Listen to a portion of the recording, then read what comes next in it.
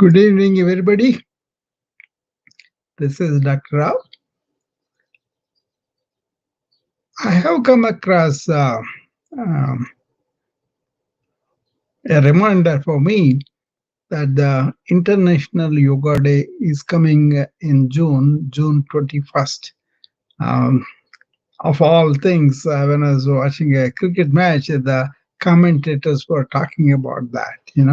And they assumed that it is today, but then they corrected themselves. No, it is 21st.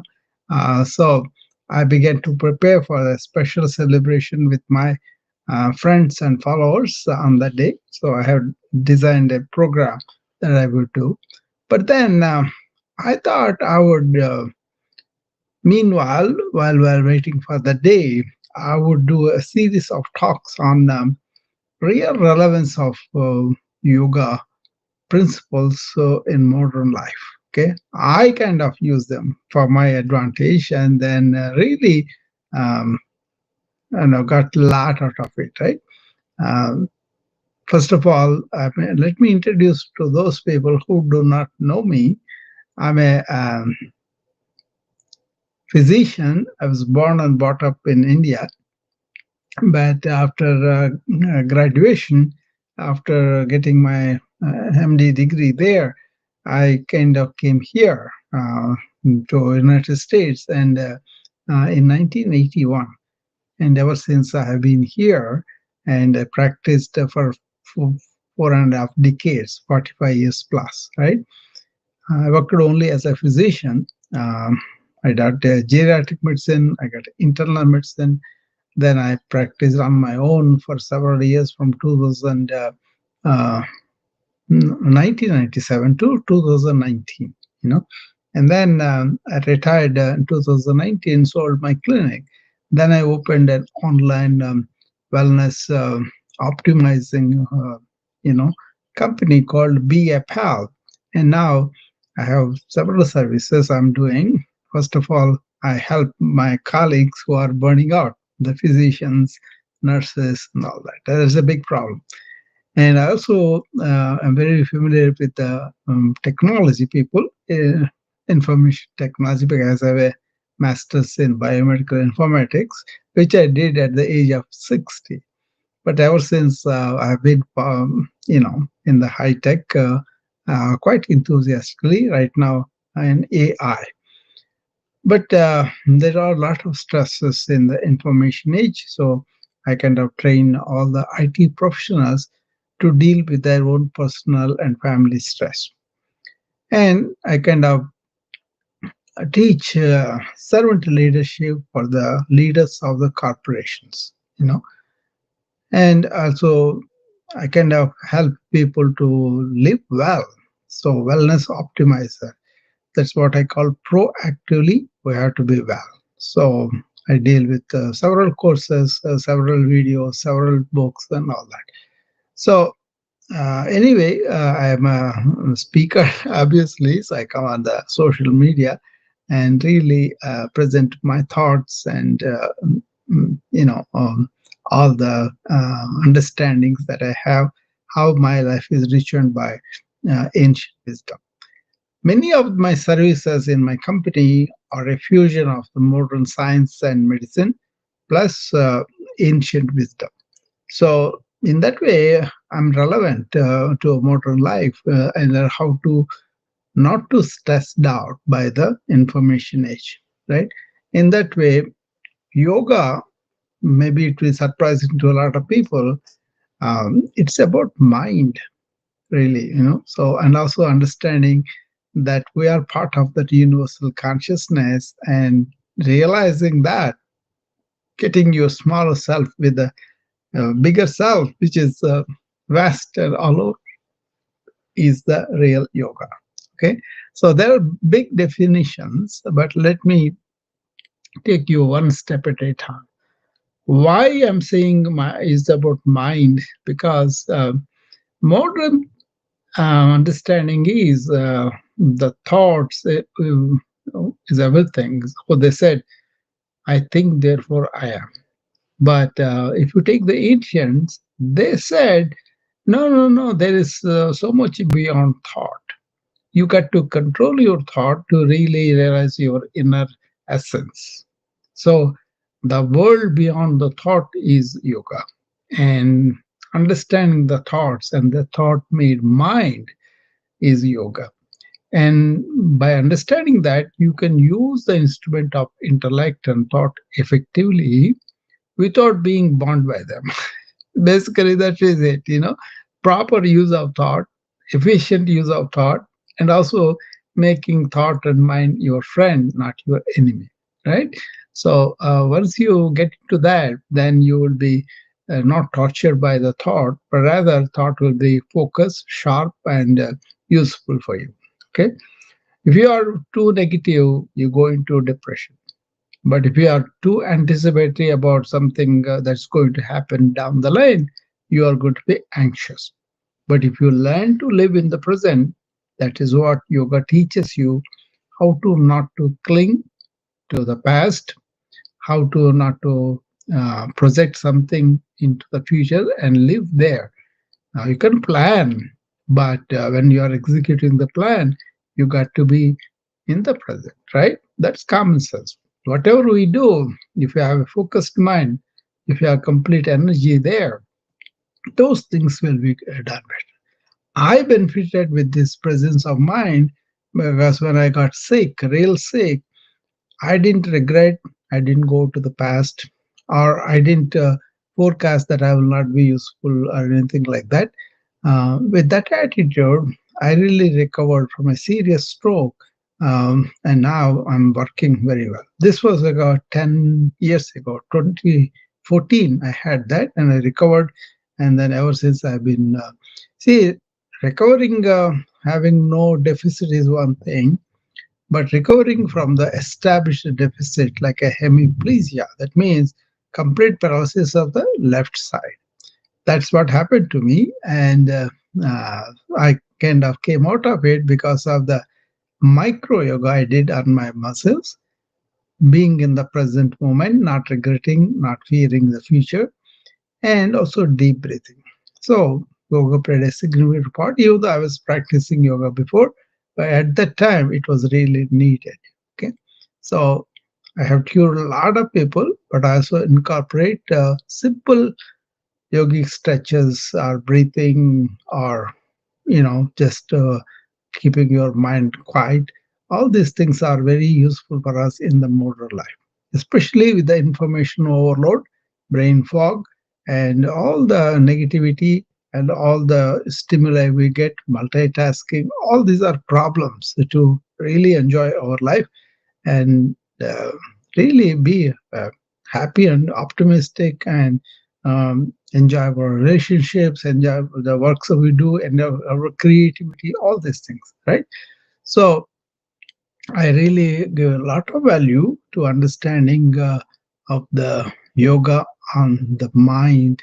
And is there a mind or only thoughts? If there are only thoughts, why can't you view them as objects, not subject to thinking? Okay, usually we think, oh, I'm thinking this is the way I am. No, those are only thoughts. And then your inner essence doesn't say you are like this or that. Okay. So your persona that you develop is not you really. It is beyond that, the presence that you have on any given moment. That's the one. So it's a very energetic way to live and also use your faculties very well and also in charge of your psychological structure, societal influence, so many things. So anyway, yoga played a big part in my recovery and in my well-being. And now I'm teaching everybody wellness by combining not just only yoga, but also Vedanta and other philosophies of the ancients of India, right? I really believe that I was called upon to help people understand, not in a religious way, but in a lifestyle way. So yoga for me is more like a lifestyle. What I eat is influenced by yoga. How I exercise, that is influenced by yoga. And how I sleep, the quality also improved by yoga. because yoga has a special understanding about sleep. And I kind of calm my mind the first thing in the morning and also before I go to bed. So a lot of problems other people have, lack of focus or reactivity, or having physical symptoms of headache, or so many things are not there. So I kind of enjoy every day. Even though there are difficulties, I don't go there with trepidation. I go with confidence, with the spirit of learning from the new experience if I had to. Otherwise, I kind of use my faculties fully. Okay. So all these things made me understand yoga in a much deeper way than just going to a yoga studio and doing half an hour exercise. You got to take care of the body, yeah, but beyond the body you got a energy layer, you got a mind thought layer, and you got a understanding of yourself layer, and you have this bliss and happiness and all this. So essentially, yogic personality is comprised of real essence, and around the real essence, five layers, starting with our body, bones and muscles and organs and all that. That is the Annamaya Kosha. And then within that, you got energy layer. See all the breathing, all the energy that we have. Sometimes we have high energy, sometimes we have low energy, but the whole thing is considered one layer. And go deeper, you have more thoughts and feelings, emotions, and all that. That they call the first layer, and physical layer is called Annamaya Kosha, and the energy layer is called Pranamaya Kosha, and the thoughts and that's the third layer, right? That is called Manomaya Kosha. And then our understanding of the world, our relationship with the world, our relationship with other people, our understanding about the animals and plants and the universe and all that, that is called Vijnanamaya Kosha. So those four layers are there. Fifth layer is where we have root cause of how we are, what our metabolism is, what our energies are. Everything is based on our genetics, right? And that's kind of inner layer, the cells and all that. So all these layers are really surrounding our inner essence. But the inner essence is dominated by a very active mind, and the mind forms a kind of a separate personality, a separate ego, thinking that that is really us, that is the persona that we develop with the repeated thinking or training and whatever like that, right? So that's really what they think, but it is not so. Okay. So then the whole thing comes out like, how are we going to really go to the deeper layers of our thing, and then so bring them out in terms of stress, and in terms of um, anguish, or in terms of real down in one layer. So even you can help your wellness by understanding this. Okay. So this is not going to be one class, because it's a pretty thousands of years of experiential knowledge that was distilled to us. One book I would recommend is called Patanjali Yoga Sutras. There are like 187 or something like that, two-liners, but then loaded with a lot of meaning. And a lot of people kind of spend 20, 30 years, but really don't get the essence and then implement that in their life. For me, just knowing scholarly or repeating the word has no meaning. It has to be practical. It has to be something that will enhance our life. So otherwise, just repeating it and then showing how much scholarly you are has no meaning, right? So this is like a inner study that ancient yogis have done for thousands of years, and then several people wrote several books on different aspects of yoga. But Patanjali Yoga is about your mind. So he says the tradition in those ancient Sanskrit books says what they have to say, they will say right at the beginning, right? And then they will explain that more in subsequent chapters. The very second sloka, first sloka is Iti Yoga Asanam. That means this is the yoga discipline. The second verse immediately says Chitta Vritti Nirodha. That means your modulations of your thoughts, of your mind, are stilled by yoga. And then Tada Drashtu Swarupe Avasthana is the third one. What does the third one say? Then your inner essence, when you still your mind, your inner essence comes out self-luminously. Okay. Otherwise, the next verse, otherwise your consciousness comes through your body-mind complex. Okay, that's the problem, right? So understanding the stillness of mind and living with the stillness of mind, you will be aware. Awareness is a thoughtless state, aware of what's happening, aware of what's going on in the present moment, and live like that. That really takes away a lot of modern problems, because modern problems is all about thought and mind and what we think or what we remember, what we project, and all that. We make it a problem for us because we don't understand what is the role of the thought, how to use it, how to focus it, how to not to allow it to go vagabonding and then doing all sorts of clutter in our mind. Okay, so you can deal with a lot of stuff, but you don't have to allow that stuff to form its own pathways in your brain, right? So don't cling to anything. Let things go and then face the life as it is now.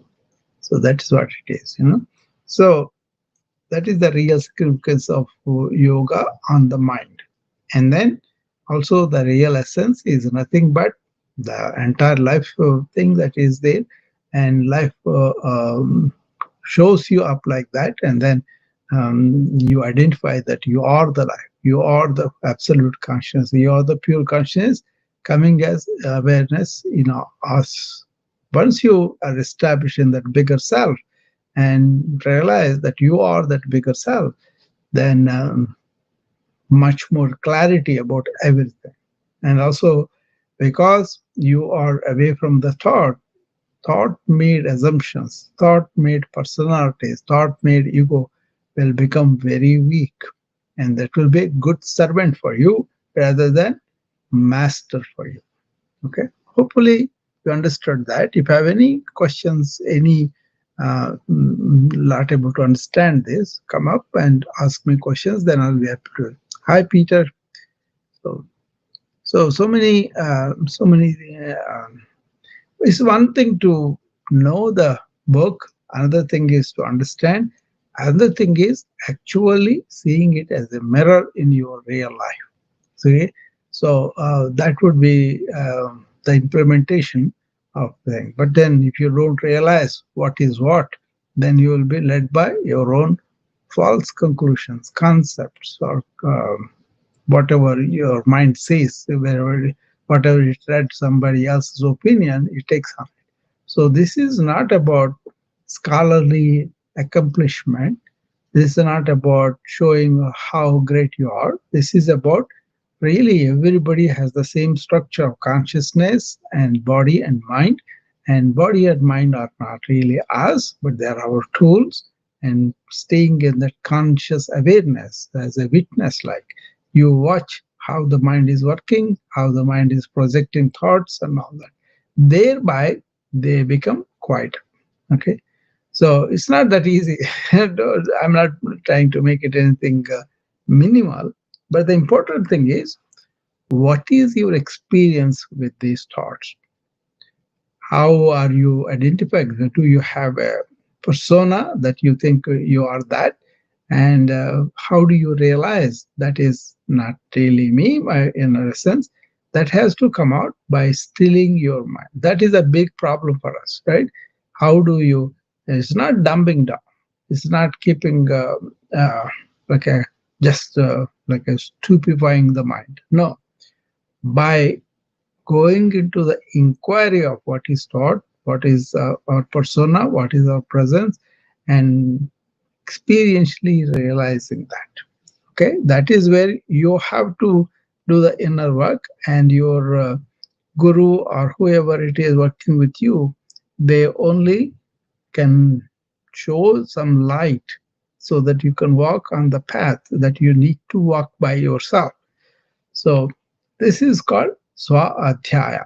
When you study yourself in life, in the mirror of life's reactions, you will understand who you really are, and then you go from there. Okay, so hopefully that made some sense. If it is confusing, please come and ask me. What did you understand? What did you not understand? Where it is the block or whatever. This I'll take my time to explain to you, because these are very simple, straightforward, clear to me. It doesn't mean it was like that before. You know, uh, in '85 when I first uh, was I was in the country, and I was only in the country for 2 to 3 years, and I was exposed to enormous stress in the medical field. Not because I was having tough time, but because I was promoted to a very responsible job, which was too much for me. Probably I didn't have the ability to deal with the negativities that come with other people who are jealous or who are really don't want you to be the leader, whatever, right? But that was a very valuable life experience for me. And at the time, I only picked up a book by BKS Iyengar, which is uh, which is like a book on. The title was Light on Yoga. Okay, so he was teaching a weekly routine that we could start with, and he started with the two asanas. One is a plow asana, other one is sarvangasana. That is all organs come into that asana. Okay, and I did it for 1 week. I felt great. All my mental things, everything subsided, and then I kind of began to really. I used to do yoga once in a while as a child in the school, because our school, we call them drill master. He was in charge of making us play, making us be an athletic, and I used to play badminton, cricket, kho, kabaddi, different games, right? And we used to run around quite a lot, climb the trees, and play in the fields. Wonderful childhood, enjoyed the beautiful weather, all that is there. But also we suffered the severe summers too. Uh, so we had a great childhood because of that. Then once a week, he used to make us do the asanas because we are so fit already. We were able to do the asanas without any problem, but not like a serious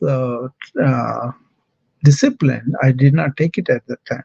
But then, because of the need of the stress I was having, of the anxiety I was having, of the lack of sleep and all that, I took this physical yoga. And then I was able to really sleep very well, and I didn't have these anxieties in my mind and all. I was became more clear. I didn't understand all the mechanisms like I do now, but I just started physical yoga according to BK Iyengar's light on yoga. That went on, and then life became more,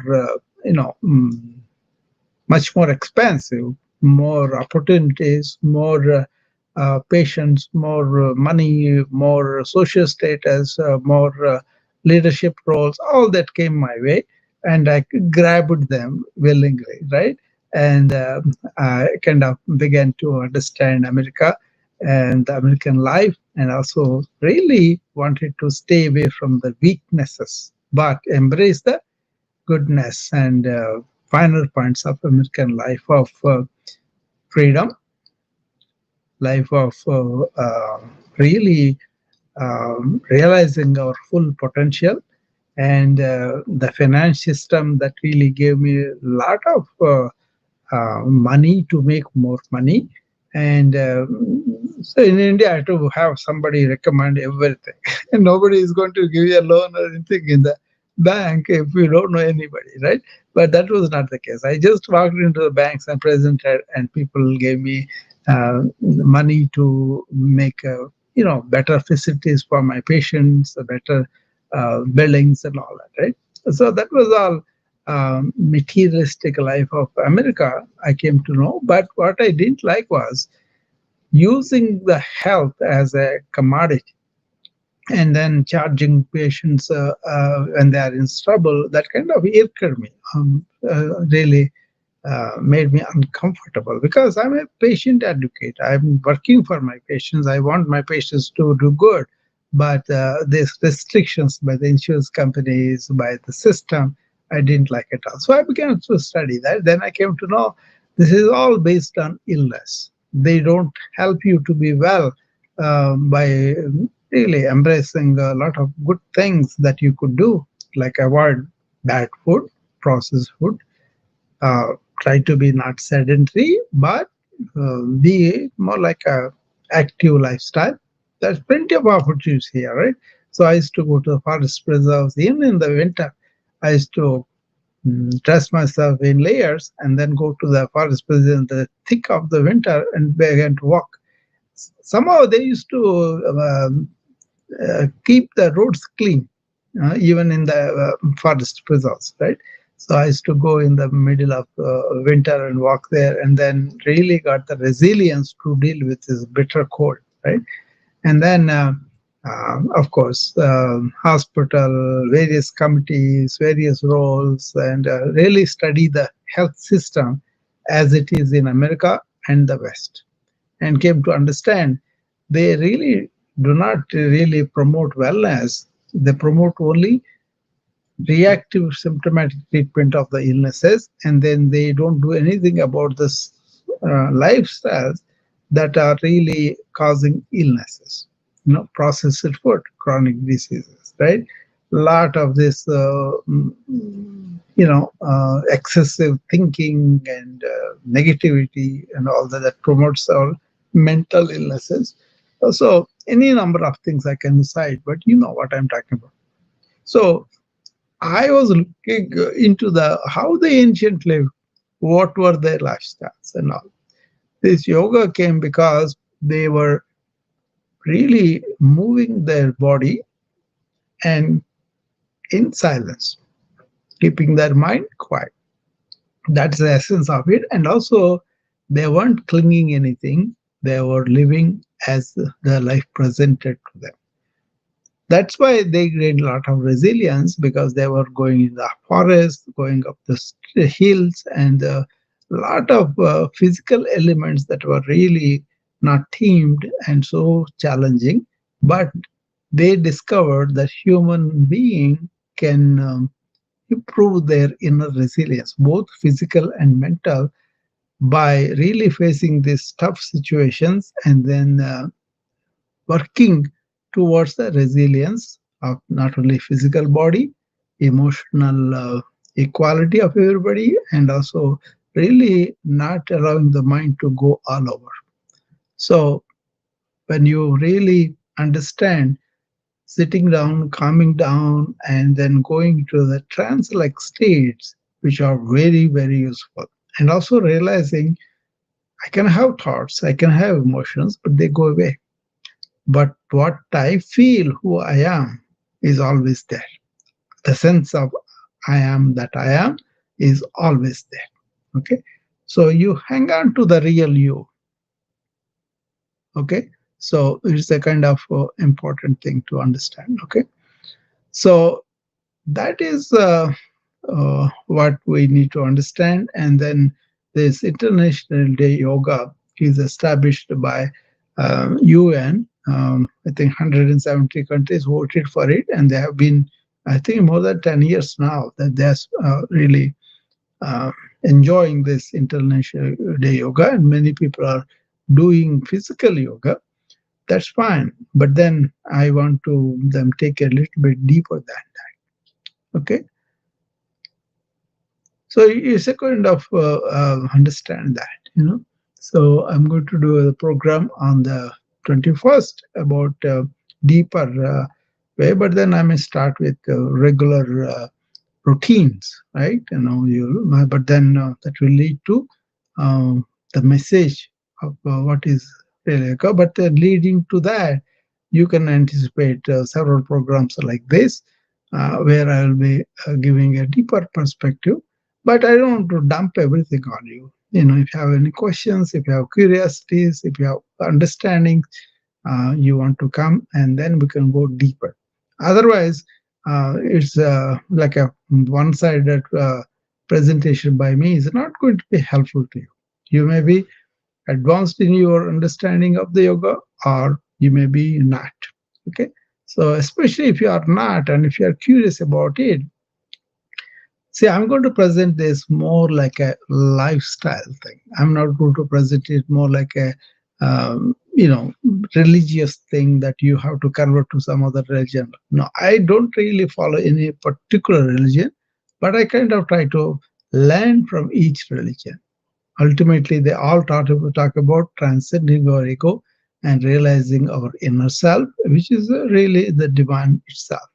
So once you understand that, then we are all really in one energy. And once you understand that, that will be very, very useful for you to see people equally with everybody. All this racism, all this sexism, all this different sovereign countries, all that fall away. Because ultimately, we are all on one planet, one human race, and one human tribe, and also uh, at the being level we are all in one being. That is the thing, so once you understand that divinity is all of us, and then you can relate to that. I do this very practical. Somebody comes in front of me, either to talk to me or to seek my counsel or to get some coaching about whatever difficulties they're going through. I don't see the name, I don't see the sex, I don't see the socioeconomic status, I don't see the race, I don't see the country, none of it. Human being, that being, that sense of I am, that I am, that is the being level, that energy. We're all in one energy of that sort.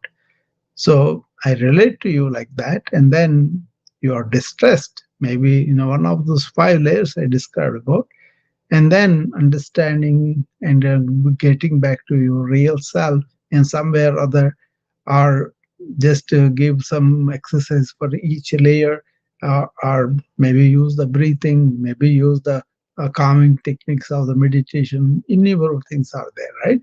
But eventually you may be like you are living in silent awareness, stillness of the mind, serenity of the mind, and enormous energy, focus, and also really sleep well and celebrate your life by interacting with other people. I do that every day. So I'm blissful in that way, and I'm blessed.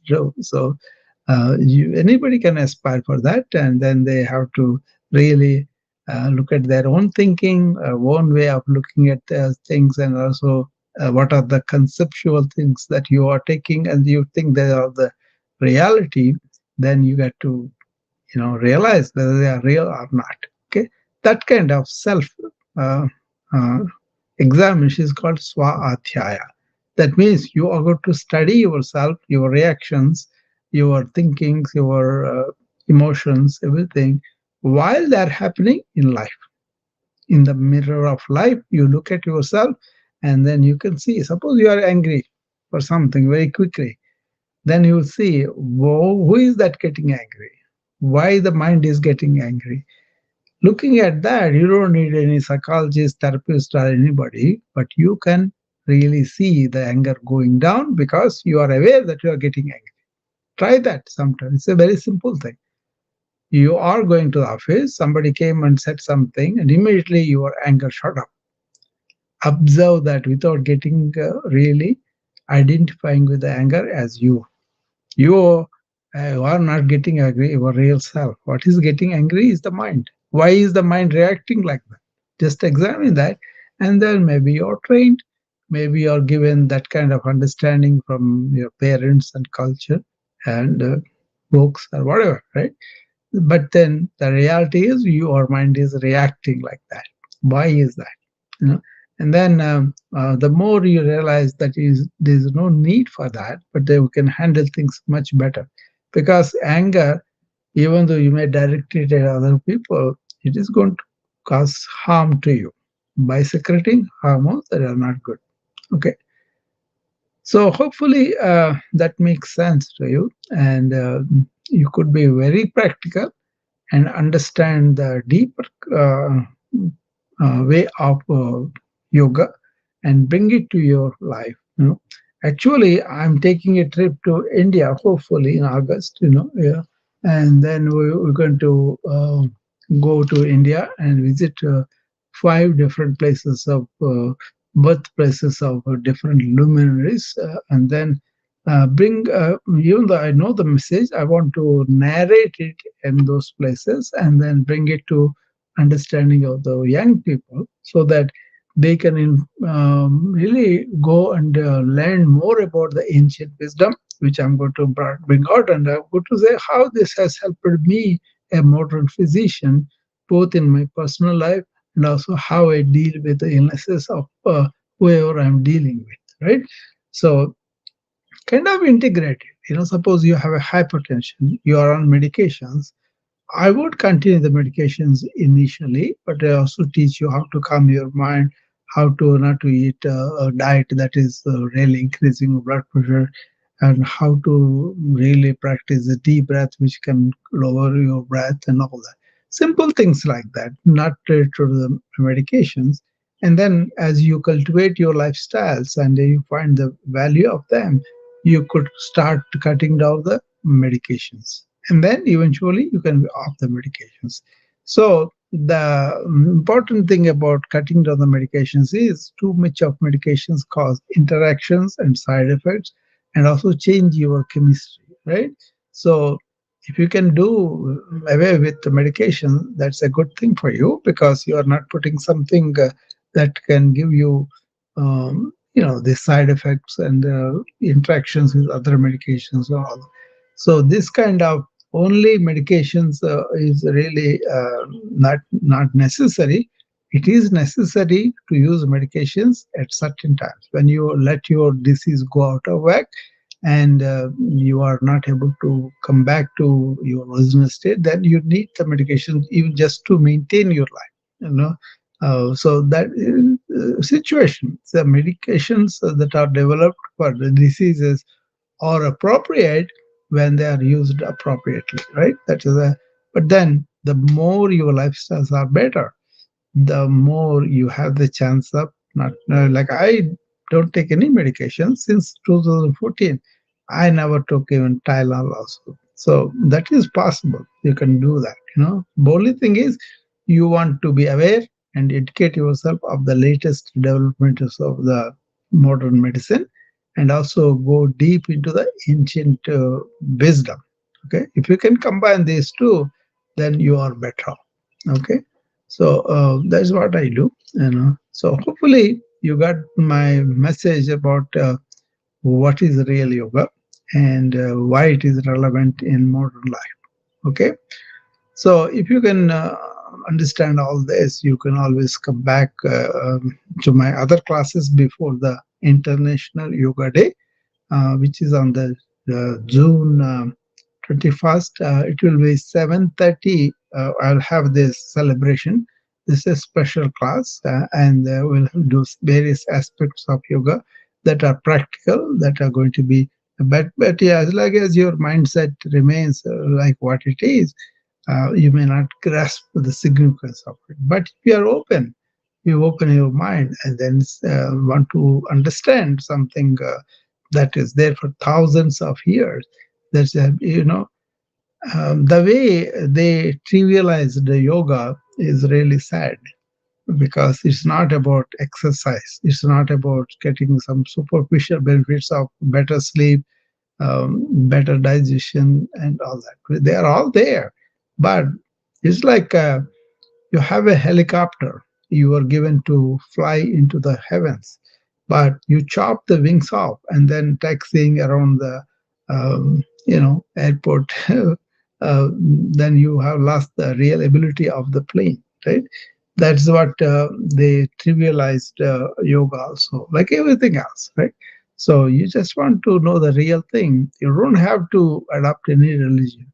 You don't have to really take some vows or nothing.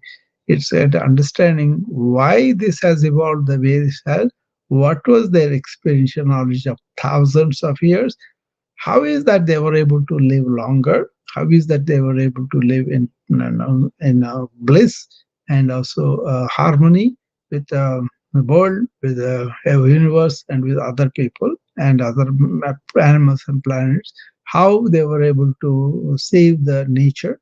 All these are benefits, right? You can live longer, you can live not only longer but well, and you can live in joy also. Okay. So that is there. So I am 70, but I always brag how I am living without medications, not to aggrandize myself, but just to show you the example, right?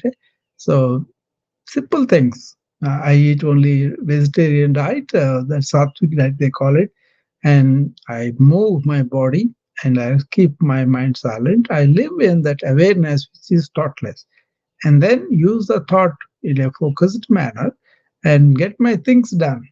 Then I kind of go into what's called self inquiry. Who am I? What am I? Who is that reacting right now? All that, So when I go to bed, before I go to bed, I review all the reactions that I had during the day and finish with them. And then I slip into a very deep sleep, less of dreams. And then in the morning, when I wake up, I have tremendous energy. That also I talked about. You can go check my sleep classes that I did with the intention of making your body sleep better without sleeping medications. That's what I do. I don't drink. I don't take any sleeping medication, but quality of sleep is very high. Okay. So think about that and look at yoga as a science and then as an experience of the ancients for thousands of years and developed a lot of wisdom out of it. And it is very relevant to us because yoga is really about the mind. You want to make your body healthy, do all the exercises, and that's fine. But then ultimately, you have to understand stilling the mind and really letting our real essence of us come out. That is a yoga, right? Realizing that is yoga. So once you understand that, it will be much more better. Okay. So with that, I'll be concluding this session. If anybody has any questions, you come up. Otherwise, I will be this is an introduction to the things I'm going to do in the next few weeks. Maybe 2 or 3 times I'll come on this and then pose the deeper questions. That way you will be able to uh, go deeper on that day and understand better. Not like another ritual, not like another festival they're going to celebrate. That is there. You can celebrate, have fun, no problem. But also you want to go deeper, right? And find out why this is such a big deal. Why Dr. Rao is talking about it and doing it in his life. Why, as a modern physician, he wants us to be well for a long time and in joy. Okay, so with that, I will be talking to you again. Anybody wants to come up before I close down the room? Only Peter. He always comes. Yeah, Peter, nice to see you. Namaste, Dr. Rao. Namaste, Peter. How are you? I'm doing great. Just caught the tail end of your show, but yeah, I'm looking forward to the things to come. Right? Yeah. And yeah, I just want to stop up for a minute and yeah. I did listen for a little bit and just you and thank you for continuing to be in service. And I know you don't need me to thank you, but I say you thank you because it really serves humanity, not just the Noon Vibe community. And I just want to tell you I appreciate you, sir. I mean, the ancient wisdom has so many nuggets that we could take that without converting ourselves to any religion or all. Because I'm not basically divisive like that. I don't identify anybody by religion. But you can learn from each religion too without really being shutting your mind down. If you have an open mind, that's the important thing, right? So, but if you don't have open mind, you cannot penetrate into the ancient wisdom because they did everything by inner awareness, going inward and then finding. They did not say somebody said this is it, but no, they said, okay, why did they say that? And how can see the three steps are Shravanam. First, listen to whatever whoever is saying or what is the book saying and all that, and then Manana.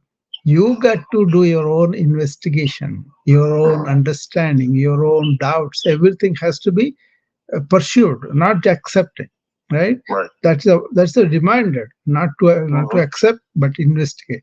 And out of that investigation, out of that questioning, out of the doubts and all that, your mind only opens up, and then you will discover what is truth or not.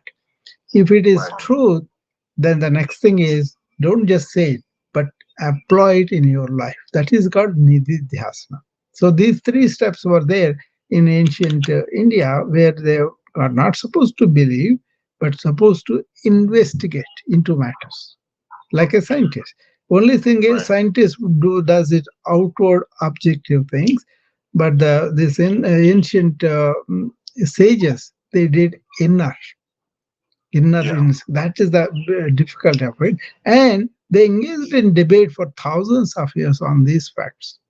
And that's why a lot of minds have debated on this, and then it came out of that. So we are the beneficiaries of that. So, but doesn't mean even now the same thing. Don't accept anything. Go and investigate. So well, see, and that's really for me. That's a really key component. And I remember it was August of last year when I heard you say that for the first time, because we talked about like being closed-minded. You can be of whatever religion you are, but if you're closed-minded, that's no good. But what you talk about with the ancients, you say you give the knowledge and wisdom, and you're like, don't take my word for it. Investigate for yourself, because if there's nothing to be afraid of, right? Then that's the statement that really captured me. It really did. See, the thing is, a lot of people agree with people just to please them for the moment, appeal to their ego or something, which is actually disservice for them also, because they're not, you see, they're not opening the, So that's why, suppose if you accept everything like a flat earth, would have discovered the round earth, and it's as simple as that. Suppose someone says, oh, your mindset is set, you cannot change it. That is like closing everything. On the other hand, we say, is there a real mindset or only thoughts? That is something you want to take it and then investigate and come and discuss about it. See, that is where I want to present this. How can you understand such a deep, very profound truth is by allowing your mind to grow up to it. Right. If you don't open it, if you don't question it, it doesn't grow. You have to. Yeah, even the Magnum, for example, we look at the physics and quantum mechanics and all that. Unless you go to a certain level, you can't understand what it is all about. Right. Yeah. Well, namaste, my friend. Thank you so much. I appreciate you. Okay. I'll be going to another meeting now, Peter. Thank you for joining me. I will talk to you later. Okay, guys. I will be closing the room now, and I'll be seeing you once in a while in the next few days on this topic, and then really engage with the discussion with you. And if you are coming up, that will be a discussion. Otherwise, just me talking. Okay. Thank you. Bye-bye.